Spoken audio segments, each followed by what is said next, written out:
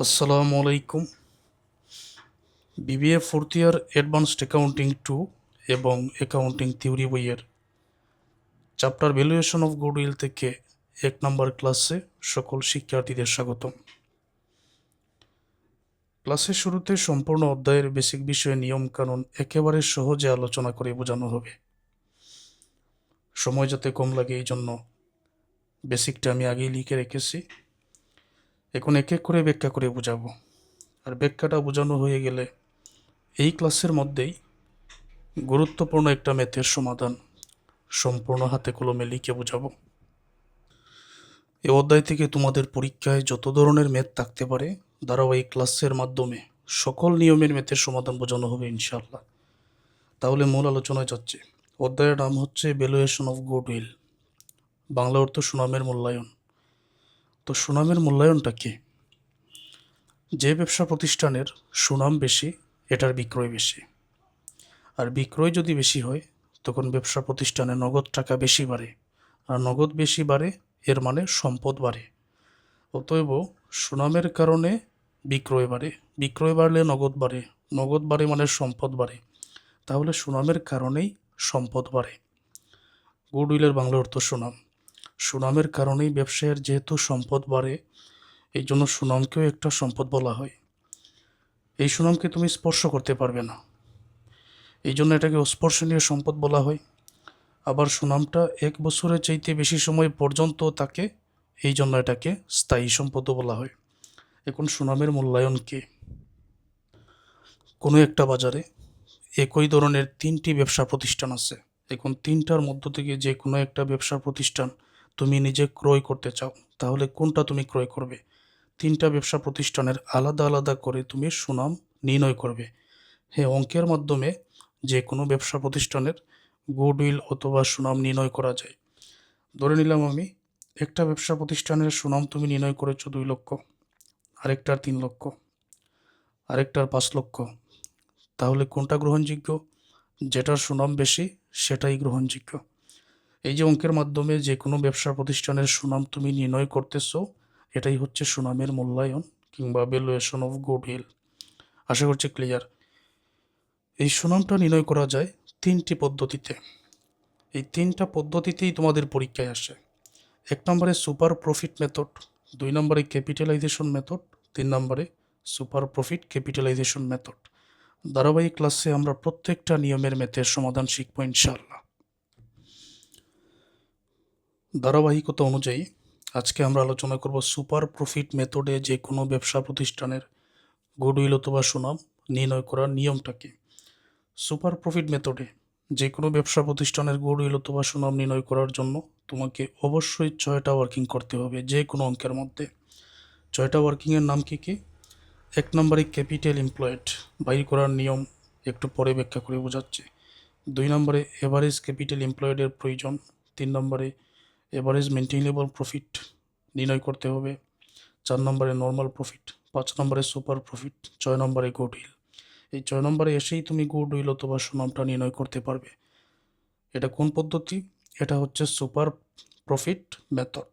Super profit মেথডে আচ্ছা, 1 নম্বরে যে ক্যাপিটাল এমপ্লয়েড নির্ণয় করা হবে, ক্যাপিটাল এমপ্লয়েড নির্ণয় করার নিয়মটা কি? এখন আমি তোমাদের যা দেখাবো তোমরা শুধু দেখো, সব কিছু যে এখনই বুঝতে হবে এমন কোনো কথা নেই। আমি ধারাবাহিক ক্লাসে যে ম্যাথের সমাধান করব, ম্যাথের মধ্যে সমাধানের মধ্যে এগুলো তোমাদের প্রয়োগ করে দেখাবো, তারপরেই বুঝবে। ক্যাপিটাল এমপ্লয়েড নির্ণয় করার জন্য প্রথমে পিবি অফ অল অ্যাসেটস। প্রশ্নের মধ্যে একটা ব্যালেন্স শিট দেওয়া থাকবে। ব্যালেন্স শিটের মধ্যে সম্পদ, দায়, অন্যান্য তথ্য দেওয়া থাকবে। ওই সম্পদ থেকে সকল সম্পদের বর্তমান মূল্য আগে তোমাকে লিখে নিতে হবে। তো পিবি অফ অল অ্যাসেটস যেমন ক্যাশ, অ্যাকাউন্ট রিসিভেবল, ইনভেন্টরি। ক্যাশের বাংলা অর্থ নগদ, অ্যাকাউন্ট রিসিভেবল দেনাদার, ইনভেন্টরি মজুত পণ্য, ল্যান্ড বিল্ডিং জমি দালান কোটা। গুডউইলের বাংলা অর্থ সুনাম। গুডউইল যদি এট কস্ট দিয়ে দেওয়া থাকে তবেই এখানে অন্তর্ভুক্ত হবে, যদি এট কস্ট দেওয়া না থাকে তবে গুডউইল এখানে অন্তর্ভুক্ত হবে না, এটা মনে রাখতে হবে। ট্রেডিং ইনভেস্টমেন্টের বাংলা অর্থ হচ্ছে ব্যবসায়িক বিনিয়োগ। যেহেতু আমি ব্যবসায়ের সুনামটা নির্ণয় করতেছি সুতরাং ব্যবসায়িক বিনিয়োগ হলেই আমি এখানে আনবো, অব্যবসায়িক বিনিয়োগ নন ট্রেডিং ইনভেস্টমেন্ট হলে আমি এখানে আনবো না। সম্পদটা আমি এখানে যোগ করে নিব। তারপর কারেন্ট লাইবিলিটি, অ্যাকাউন্টস পেবল, পাওনাদার, নোটস পেবল, প্রদেয় বিল, ব্যাংক ওভারড্রাফট, ব্যাংক জমাতিরিক্ত, এই দায়সমূহ যোগ করে উপরের টাকা থেকে মানে সম্পদের টাকা থেকে দায়ের টাকা বিয়োগ করলেই আমরা এখানে ক্যাপিটাল এমপ্লয়েড পেয়ে যাব। এখানে গুরুত্বপূর্ণ আরও একটা কথা আছে, ইনভেন্টরি বাংলা অর্থ মজুত পণ্য, সমাপনী মজুত পণ্য, এটা কোন হিসাবে পড়ে? সম্পদে। অ্যাকাউন্টস রিসিভেবল বাংলা অর্থ দেনাদার, কোন হিসাবে পড়ে? সম্পদে। কোনো শিক্ষার্থী যদি এরকম থাকেন যে গুডউইল বাংলা অর্থ সুনাম জানেন না, কোন হিসাবে পড়ে সেটাও জানেন না, অ্যাকাউন্ট রিসিভেবল বাংলা অর্থ দেনাদার কোন হিসাবে পড়ে সেটাও জানেন না, তো এটা হচ্ছে মূলত ফার্স্ট ইয়ারের পড়া, আর তোমরা এখন আসছো ফোর্থ ইয়ারে। এখন কোনো সমস্যা না, কোনো শিক্ষার্থী যদি মনে করেন যে বাংলা অর্থটা আমার জানা নেই আর কোন হিসাবে পড়ে সেটাও জানা নেই, তো তোমাদের জন্য আমার ইউটিউব চ্যানেল আলামিন স্যার বিবি এর প্লেলিস্টে গিয়ে ফার্স্ট ইয়ারের প্রিন্সিপালস অফ অ্যাকাউন্টিং বইয়ের প্রথম 2টা ক্লাসে কোন দাখিলা কোন হিসাবে পড়ে দাখিলার ইংরেজির বাংলা অর্থ ব্যাখ্যা, যে কোনো লেনদেনের জাবেদা দাখিলা নির্ণয়, প্রথম 2টা ক্লাসেই আমি শিখিয়ে দিয়েছি। ওই 2টা ক্লাস দেখলেই তোমাদের জন্য যথেষ্ট। ঠিক আছে, এই সমস্যার কারো থাকবে না। আমি ধরে নিলাম এগুলো তোমাদের জানা আছে, কোনটা কোন হিসাবে পড়ে, কোন দাখিলার বাংলা অর্থ কী, এগুলো তোমাদের জানা আছে, এটা আমি ধরে নিলাম। জানা না থাকলে ওই 2টা ভিডিও দেখে নিও, প্রিন্সিপালস অফ অ্যাকাউন্টিং প্রথম 2টা ক্লাস। সম্পদ থেকে দায় বিয়োগ করলে ক্যাপিটাল এমপ্লয়েড আমরা পেয়ে যাব। এবারে এভারেজ ক্যাপিটাল এমপ্লয়েড বাহির করার জন্য উপরে যে ক্যাপিটাল এমপ্লয়েড আমরা পেয়েছি এই টাকাটা সবার আগেই এখানে বসাতে হয়, এটাই নিয়ম যে কোনো অঙ্কের জন্য। Half of current year profit বলে, কারেন্ট ইয়ার প্রফিট কিংবা চলতি বছরের মুনাফাটা আগে এখানেই তোমাকে আনতে হবে। যদি অঙ্কের মধ্যে নন ট্রেডিং ইনভেস্টমেন্ট থাকে এটার ইন্টারেস্ট তোমাকে বিয়োগ করতে হবে। যদি অঙ্কের মধ্যে ডিবেঞ্চার কিংবা বন্ড, ডিবেঞ্চার এটার আরেকটা নাম হচ্ছে বন্ড, বাংলা অর্থ হচ্ছে ঋণপত্র, ডিবেঞ্চার কিংবা বন্ড কিংবা ঋণপত্র থাকে এটার ইন্টারেস্ট তোমাকে এখানে যোগ করতে হবে। যদি ডেপ্রিসিয়েশন বা অবচয় থাকে এটা তোমাকে বিয়োগ করতে হবে। ব্যাড ডেট এক্সপেন্স বা অনাদায়ী পাওনা থাকে এটা তোমাকে বিয়োগ করতে হবে। তারপর এই টাকাটা প্লাস মাইনাস করে এখানে যোগ করো। তো এই টাকা থেকে ইনকাম ট্যাক্স এইটার উপরে ইনকাম ট্যাক্স এখানে বিয়োগ করতে হবে। যে টাকা হবে ওইটাকে 2 দ্বারা ভাগ করে তারপর এখানে নিয়ে আসো। কেন 2 দ্বারা ভাগ করব? কারণ হাফ করে নিতে হবে, half of current year profit. Current year প্রফিটের সাথে এই সমন্বয়গুলো করতে হবে, যেটা হবে ওইটাকে 2 দ্বারা ভাগ করে তারপরে এখানে আমি হাফ করলাম। উপরের ক্যাপিটাল এমপ্লয়েডের টাকা থেকে এটা বিয়োগ করলে আমরা এভারেজ ক্যাপিটাল এমপ্লয়েড 2 নম্বর ওয়ার্কিং পেয়ে যাব। বাকিটা আমি অঙ্কের মধ্যে প্রয়োগ করে তোমাদের বোঝাবো, দাঁড়াও এই ক্লাসগুলো দেখো। 3 নম্বরে এভারেজ মেনটেনেবল প্রফিট বাহির করার জন্য আগেই বাহির করতে হবে average profit, some of year profit, যত বছরের প্রফিট অঙ্কের মধ্যে দেওয়া আছে এই প্রফিট সমূহ যোগ করে নাম্বার অফ ইয়ার বছর সংখ্যা দ্বারা ভাগ করে তারপর টাকাটা এখানে এর অথবা লেস অ্যাডজাস্টমেন্টে গিয়ে তুমি এই জায়গাতে এভারেজ ক্যাপিটাল এমপ্লয়েডে এই যে 4টা ওয়ার্কিং তুমি এখানে করছো না, 4টা নাম, নন ট্রেডিং ইনভেস্টমেন্টের ইন্টারেস্ট বিয়োগ, ডিবেঞ্চারের ইন্টারেস্ট যোগ, ডেপ্রিসিয়েশন বিয়োগ, অনাদায়ী পাওনা ব্যাড ডেট এক্সপেন্স বিয়োগ, একই কাজ এখানেও। নন ট্রেডিং ইনভেস্টমেন্টের ইন্টারেস্ট করতে হবে বিয়োগ, ডিবেঞ্চারের ইন্টারেস্ট করতে হবে যোগ, ডেপ্রিসিয়েশন করতে হবে বিয়োগ, অনাদায়ী পাওনা করতে হবে বিয়োগ। যে টাকা হবে এটার উপরে ইনকাম ট্যাক্স এখানে বিয়োগ করো, আমরা পেয়ে যাব এভারেজ মেনটেইনেবল প্রফিট। 4 নম্বরে নর্মাল প্রফিট। নর্মাল প্রফিট বাইর করার জন্য 2 নম্বরে যে এভারেজ ক্যাপিটাল এমপ্লয়েড পাওয়া হয়েছে এটাকে normal rate of return NRR এর মান দ্বারা গুণ করতে হবে। এনআরআর এর মান এটা অঙ্কের মধ্যে দেওয়া থাকবে। 5 নম্বরে সুপার প্রফিট। সুপার প্রফিট বাইর করার জন্য 3 নম্বর যে এভারেজ মেনটেনেবল প্রফিট ওয়ার্কিং করা হয়েছে এটা থেকে 4 নম্বরের নর্মাল প্রফিট বিয়োগ করলেই পেয়ে যাব সুপার প্রফিট কিংবা অতি মুনাফা। 6 নম্বরে গুডউইল বাইর করার জন্য এই 5 নম্বরের সুপার প্রফিটের টাকাকে নাম্বার অফ ইয়ার পারচেস, কত বছরের জন্য ব্যবসা প্রতিষ্ঠান ক্রয়, এটা দ্বারা গুণ করলে গুডউইল চলে আসবে। আমরা জেনে গেলাম সুপার প্রফিট মেথডে যে কোনো ব্যবসা প্রতিষ্ঠানের গুডউইল অথবা সুনাম নির্ণয় করার নিয়মটা। আশা করছি সকল শিক্ষার্থীরা এতটুকু কিছুটা বুঝতে পেরেছেন এখন আমি অঙ্কের মধ্যে প্রয়োগ করে দেখাবো ধারাবাহিক ক্লাসে। পরবর্তী যেগুলো সুপার প্রফিট ক্যাপিটালাইজেশন মেথড, আজকে যেহেতু সুপার প্রফিট মেথডের একটা ম্যাথের সমাধান আমি বুঝাবো, এই জন্য এটা এখন আর আলোচনা করছি না, পরের ক্লাসে আলোচনা হবে। ক্যাপিটালাইজেশন মেথড এটাও এখন আর আলোচনা করছি না, এগুলো পরবর্তী ক্লাসে আলোচনা হবে ইনশাআল্লাহ। তাহলে ক্লাসটা তোমরা একেবারে ফুল স্ক্রিন করে দেখো, দেখতে যাতে কোনো অসুবিধা না হয়। আগে প্রশ্নটা পড়ে নেই, তারপরে ব্যাখ্যা করছে। The following is the balance sheet of Moon Limited as at 31st December 2022. 2022 সাল ডিসেম্বর 31 তারিখে মুন লিমিটেডের ব্যালেন্স শিট নিচে দেওয়া হয়েছে। তোমরা সহজে বোঝার জন্য আমি ব্যালেন্স শিট নিয়ে একটু আলোচনা করি। যে কোনো ব্যবসা প্রতিষ্ঠানের হিসাব রাখার জন্য আগে লেনদেন চিহ্নিত করা হয়, তারপর ওই লেনদেনকে সাধারণ জাবেদা দাখিলায় লিপিবদ্ধ করা হয়।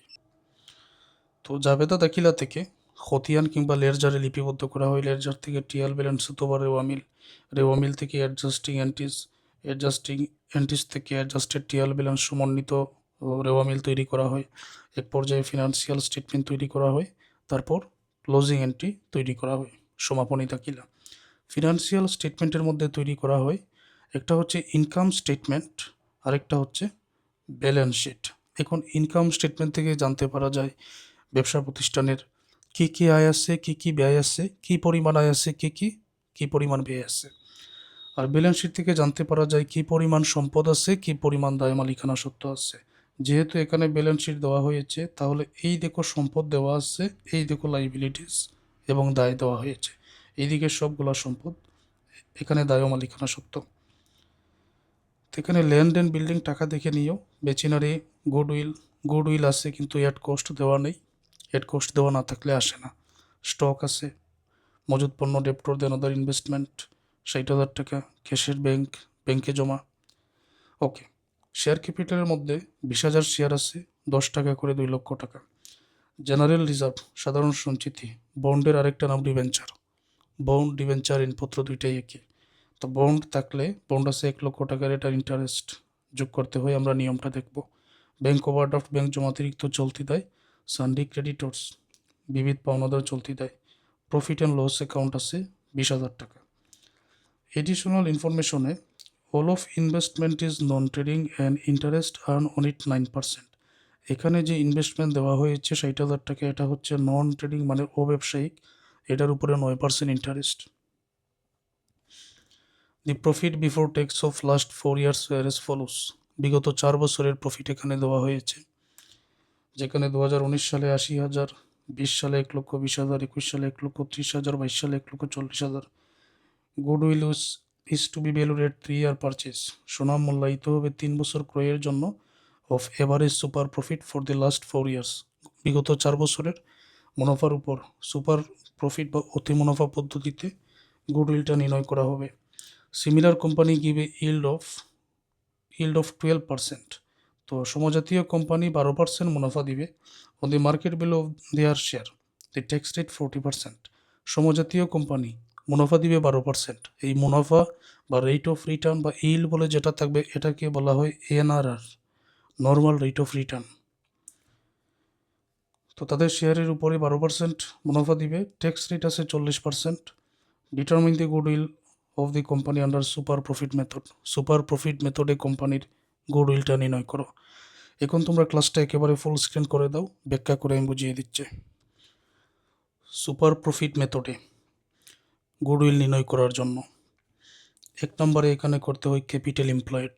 ক্যাপিটাল এমপ্লয়েড বাইর করার নিয়ম হচ্ছে পিবি অফ অল অ্যাসেটস, সকল সম্পদের বর্তমান মূল্য, যেমন cash, accounts receivable, inventory, land, building, যা আছে সম্পদ সবই আসবে। তবে গুডউইল এট কস্ট দিয়ে দেওয়া থাকলে আসবে, না হলে আসবে না। ট্রেডিং ইনভেস্টমেন্ট হলে আসবে, নন ট্রেডিং ইনভেস্টমেন্ট হলে আসবে না। এখন বর্তমান অঙ্কের মধ্যে আমরা দেখি আমাদের সম্পদ কী কী আছে।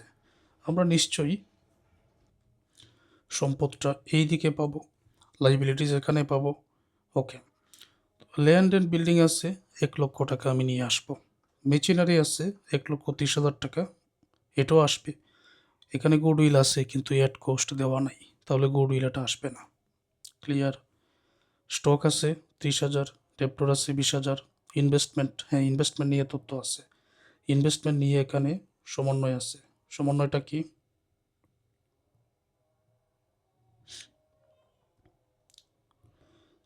ইনভেস্টমেন্ট নিয়ে সমন্বয়টা হচ্ছে all of investment is non trading. এই সকল ইনভেস্টমেন্ট 60,000 টাকা যেটা, এটা হচ্ছে নন ট্রেডিং অব্যবসায়িক, তাহলে এটা আসবে না, এবং এটার উপরে ইন্টারেস্ট হচ্ছে 9%। তো ইনভেস্টমেন্ট যেহেতু অতিরিক্ত তথ্যের মধ্যে বলা হয়েছে এটা নন ট্রেডিং, তো নন ট্রেডিং ইনভেস্টমেন্ট হলে আসবে না। তারপরে কি আছে? ক্যাশ এট ব্যাংক 40,000। সুতরাং আমরা এখানে দেখতে পাচ্ছি শুধুমাত্র গুডউইল আসবে না এট কোস্ট না থাকার কারণে, আর ইনভেস্টমেন্ট আসবে না নন ট্রেডিং হওয়ার কারণে। বাদবাকি land, building, machinery, stock, debtor, cash at ব্যাংকের এই 5টা টাকার পরিমাণটা আমি লিখে নিতেছি। তোমাদের সময় বাঁচানোর জন্য প্রয়োজনীয় যে এন্ট্রিগুলো লেখার প্রয়োজন আমি আগেই লিখে রেখেছি, এখন এক এক করে এখানে বুঝিয়ে দিচ্ছি। 1 নম্বরে ক্যাপিটাল এমপ্লয়েড, তো ল্যান্ড অ্যান্ড বিল্ডিং টাকার পরিমাণ হচ্ছে 1 লক্ষ, মেশিনারি টাকার পরিমাণ 1,30,000। অনেক শিক্ষার্থীরা কম সময়ের মধ্যে ক্লাস বুঝতে পছন্দ করেন, তো তাদের জন্য আমার ক্লাসগুলো খুবই ভালো। তারপর স্টক, স্টক আছে এখানে 30,000, তো ওই টাকাগুলো আমি এখানে বসিয়ে দিচ্ছি। ডেপ্টরের পরিমাণ আছে 20,000। ক্যাশেট ব্যাংক টাকার পরিমাণ আছে 40,000। তো এখন যদি এটা আমি যোগ করে নেই, তখন টোটাল অ্যাসেটসের পরিমাণ এই জায়গায় হবে, সম্পদ সমূহ যোগ করে নিলে এখানে হবে 3,20,000 টাকা। 3,20,000 টাকা আমরা লিখে দিলাম। এখন বিগ করতে হবে কারেন্ট লাইবিলিটিস। আমরা দায় এখানে দেখতে পাচ্ছি ব্যাংক ওভারড্রাফট 50,000 টাকা, সানডি ক্রেডিটর্স 20,000 টাকা, এই দুইটাই আমরা লিখে দিব। তাহলে কারেন্ট লাইবিলিটিস ব্যাংক ওভারড্রাফটের পরিমাণ আছে এখানে 50,000। সানডি ক্রেডিটর্স এটা টাকার পরিমাণ ছিল 20,000, দুইটা যোগ করলে হবে 70,000। উপরের সম্পদ থেকে এই দায়সমূহ বিয়োগ করে নিতে হবে। 3,20,000 টাকা থেকে যদি আমরা এই 70,000 টাকা বিয়োগ করি, তো এখানে থাকবে 2,50,000। এটাই হচ্ছে কারেন্ট ক্যাপিটাল এমপ্লয়েড। তো নির্দিষ্ট নিয়ম মেনে আমি এটা সমাধান করেছি। আচ্ছা, 2 নম্বরে যেটা সমাধান করতে হয় এটা হচ্ছে এভারেজ ক্যাপিটাল এমপ্লয়েড। প্রথমে কী করতে হয়, আগেই ক্যাপিটাল এমপ্লয়েডের টাকাটা নিয়ে আসতে হয়, তারপর half of current year profit বলে প্রথমেই কারেন্ট ইয়ার প্রফিট। তো কারেন্ট ইয়ার প্রফিট আমরা এখানে নিয়ে আসব। তারপর নন ট্রেডিং ইনভেস্টমেন্ট বর্তমান অঙ্কের মধ্যে আছে, এটার ইন্টারেস্টটা আমরা এখানে বিক করে দিব। ডিভেঞ্চারের আরেকটা নাম বন্ড, ডিভেঞ্চার অথবা বন্ডের ইন্টারেস্ট এটাও বর্তমান অঙ্কের মধ্যে আছে, এটা আমরা এখানে যোগ করে দিব। ডেপ্রিসিয়েশন অনুযায়ী পাওনা এই দুইটা বর্তমান অঙ্কের মধ্যে নাই, আনার প্রয়োজন নাই। যে টাকা হবে এটার ইনকাম ট্যাক্স আমরা এখানে বাদ দিয়ে, তো বিগফলকে 2 দ্বারা ভাগ করে টাকাটা এখানে নিব। উপরের টাকা থেকে বিগ করলে এভারেজ ক্যাপিটাল এমপ্লয়েড আমরা পেয়ে যাব। তাহলে দেখার বিষয় কারেন্ট ইয়ার প্রফিট কত, তারপর নন ট্রেডিং ইনভেস্টমেন্ট এটা কত আছে, এটার ইন্টারেস্ট কত, ডিভেঞ্চার বা বন্ড কত, এটার ইন্টারেস্ট কত, আর ইনকাম ট্যাক্সের হারটা কত, এটা অঙ্কের মধ্যে তোমরা দেখো। নন ট্রেডিং ইনভেস্টমেন্ট, এই যে ইনভেস্টমেন্ট 60,000 টাকা, এটার উপর ইন্টারেস্ট 9%, তাহলে নন ট্রেডিং ইনভেস্টমেন্টের ইন্টারেস্ট 60,000-এ 9% আমি নিব। তারপর এই যে দেখো 6% বন্ড আছে 1 লক্ষ টাকা, তাহলে 1 লক্ষের 6% বন্ড, এটা ইন্টারেস্ট অন বন্ড বা ইন্টারেস্ট অন ডিভেঞ্চার আমি নিব। ক্লিয়ার? এটা তারিখ হচ্ছে, অঙ্কটা হচ্ছে 2022 সালের।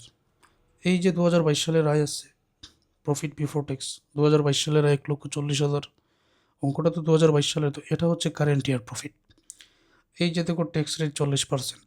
আরেকটা তথ্য বলে রাখি, কিছু অঙ্ক এমন আছে ট্যাক্স রেট দেওয়া থাকে না, যদি ট্যাক্স রেট দেওয়া না থাকে তখন এটা ধরে নিতে হয় 40%, মনে থাকবে এটা। তো এটা 40% আমরা ধরে নিতে পারবো। ওকে, তো এই তথ্যগুলো এখন আমি বসিয়ে দিচ্ছি। শুরুতে উপর থেকে ক্যাপিটাল এমপ্লয়ের 2,50,000, এটা আমরা আগে বসাবো। Capital employed 2,50,000। Okay, half of current year profit বলে কারেন্ট ইয়ার প্রফিটটা আগে আনতে হবে। কারেন্ট ইয়ার প্রফিট অঙ্কের মধ্যে আছে 1,40,000। ইন্টারেস্ট অন ইনভেস্টমেন্ট, তো ইনভেস্টমেন্ট ছিল 60,000 টাকা, এটা 9% ইন্টারেস্ট। 60,000-এ 9% 5,400। নিয়ম অনুযায়ী এটা বিক করতে হবে, তাহলে ব্রেকেট দিয়ে দিলাম। বন্ড আছে অঙ্কের মধ্যে 1,00,000 টাকা, এটার ইন্টারেস্ট ছিল 6%। 1,00,000-এর 6% কত টাকা? 6,000 টাকা। নিয়ম অনুযায়ী ইন্টারেস্ট এটা যোগ করতে হয়, যোগ করে দিব। এখানে আমরা দিতে পারি এটা করতে হবে বিয়োগ, এটা করতে হবে যোগ। ওকে, তাহলে যোগ করি।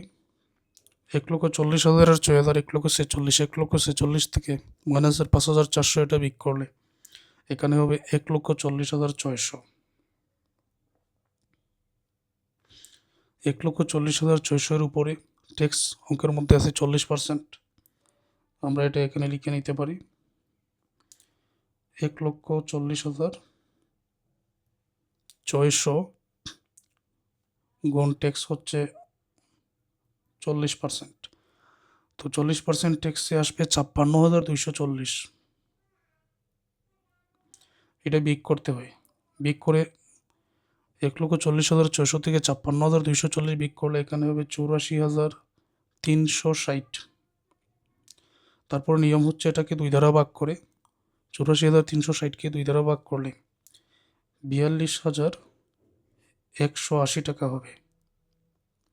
উপরের টাকা থেকে এটা বিক করো, 2,50,000 থেকে 42,180 বিক করো।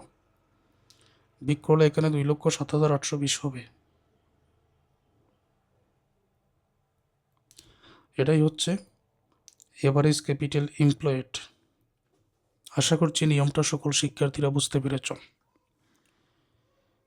3 নম্বরে এভারেজ মেনটেনেবল প্রফিটটা বাইর করতে হয়। এভারেজ মেনটেনেবল প্রফিটের যে নিয়ম, আগেই average profit, some of year profit মানে যত বছরের আয় আছে আয়গুলা যোগ করো, নাম্বার অফ ইয়ার দ্বারা ভাগ করো, তারপর টাকাটা এখানে সমন্বয়ে গিয়ে ঠিক আগের মতো নন ট্রেডিং ইনভেস্টমেন্টের ইন্টারেস্টটা এখানে বিগ হবে, ডিবেঞ্চারের ইন্টারেস্টটা এখানে যোগ হবে, আর কিছু না।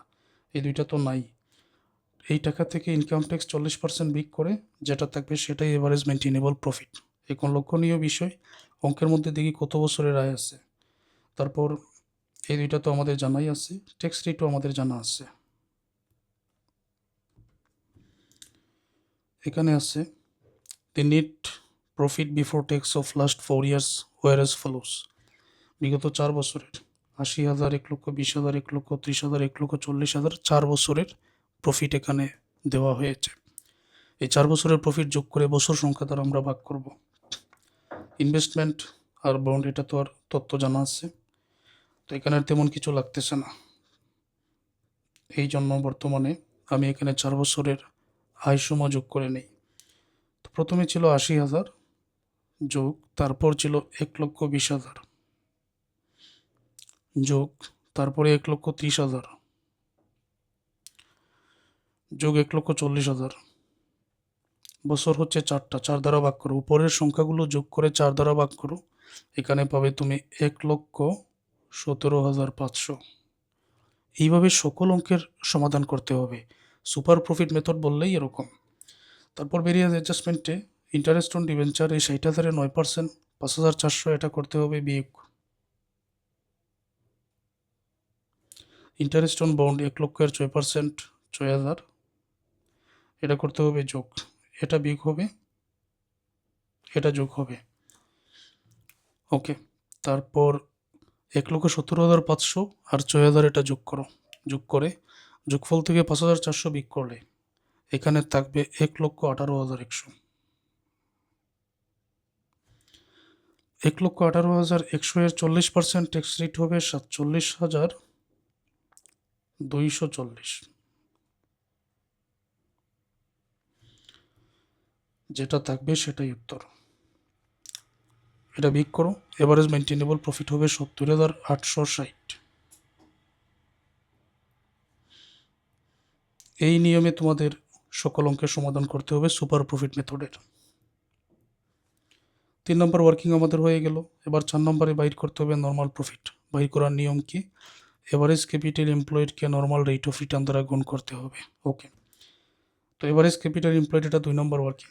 3 নম্বরে সুপার প্রফিট বাইর করার জন্য 3 নম্বর ওয়ার্কিং এভারেজ মেনটেনেবল প্রফিট থেকে নর্মাল প্রফিট এই 4 নম্বরের টাকা বিক করতে হবে। 6 নম্বরে গুডউইল বাইর করার জন্য এই সুপার প্রফিটের যে টাকা হবে এটাকে নাম্বার অফ ইয়ার পারচেজ দ্বারা গুণ করতে হবে। এখন আমরা অঙ্কের মধ্যে দেখি নর্মাল রেট অফ রিটার্ন কত, নাম্বার অফ ইয়ার পারচেজ কত, আর বাকিটা তো অঙ্কের মধ্যে আমরা বাইর করেছি। Similar company give a yield of 12% on the market value of their share. সমজাতীয় কোম্পানি তাদের শেয়ারের উপরে 12% মুনাফা দিচ্ছে। এটাই হচ্ছে এনারা normal rate of return. Goodwill is to be valued at 3 year purchase. 3 বছর ক্রয়ের জন্য গুডউইলটা নির্ণয় করা হবে।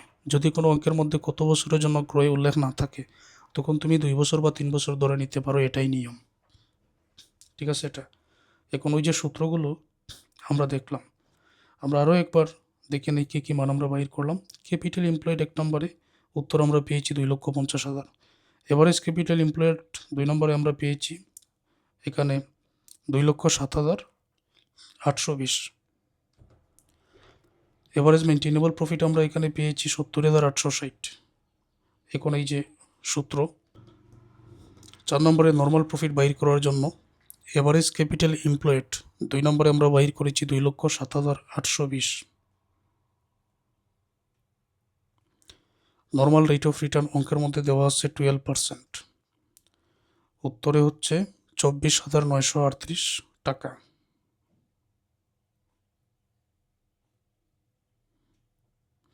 $2,07,820-এর 12%। তো নর্মাল প্রফিট আমরা পেয়েছি 24,938 টাকা।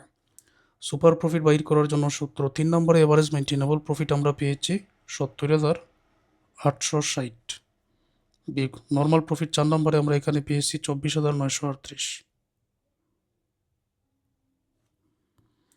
Super profit average maintainable profit এই যে দেখো এভারেজ মেনটেনেবল প্রফিট 3 নম্বরে 70,860 টাকা পেয়েছে। 70,860 থেকে নর্মাল প্রফিট এই 4 নম্বরে 24,938 বিয়োগ করলে এখানে উত্তর হবে 45,922।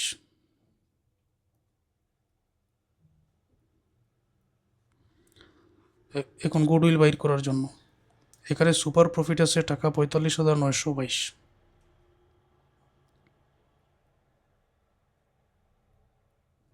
এই 45,922কে পারচেজ ইয়ার 3 বছর ছিল অঙ্কের মধ্যে। 45,922কে 3 দ্বারা গুণ করলে উত্তরে আসবে টাকা 1,37,763 টাকা। তো এটাই হচ্ছে এই ব্যবসা প্রতিষ্ঠানের গুডউইল অথবা সুনাম। আশা করছি বুঝতে পেরেছ।